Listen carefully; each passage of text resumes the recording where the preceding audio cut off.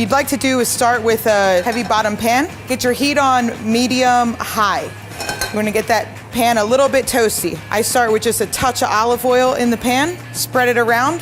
You get your arborio rice. Get it in one nice even layer. You really want to toast this rice a little bit before you get started. What that's going to do is release the natural starch inside of the rice, and it's going to allow you to bind your risotto, give it that nice creamy texture that chef's always looking for. And that's starting to toast up already. You can almost smell it. And as that happens, I'm going to move over and grab some of our brunoise shallot.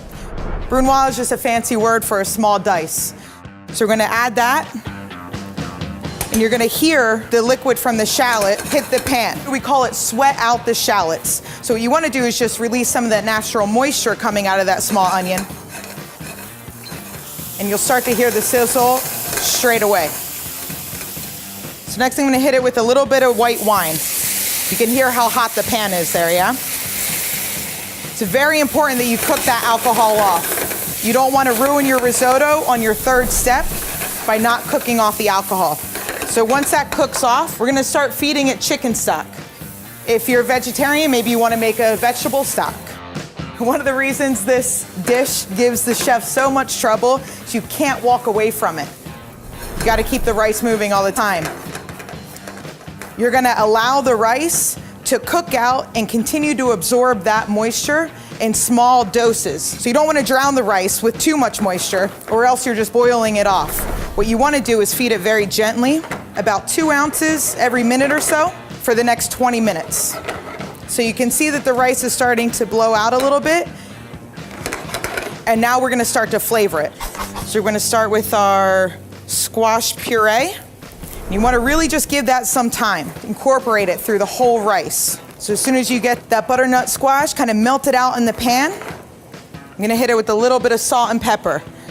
Once the squash is all incorporated into the rice, I'm gonna add a little bit of Parmesan. That'll not only give it a little burst of flavor, but the fat from the cheese will also help to bind that rice together. So you get a nice creamy product. So the parm, once that starts to melt down, I'm gonna take my lobster tail and I'm gonna poach it in some beurre monté. And we wanna just keep it super gentle on the poach on the tail. It's such a delicate, sweet piece of meat. You don't wanna burn it.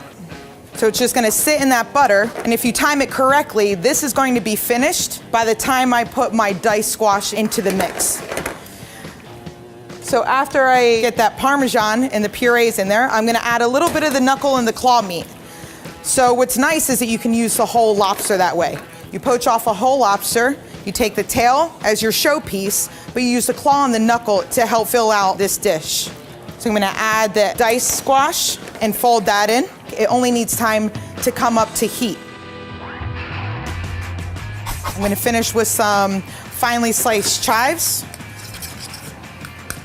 We're gonna put it right here in the center of the plate.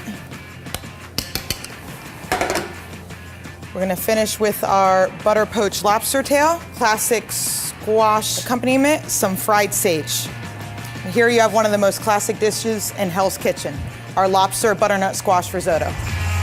Delicious.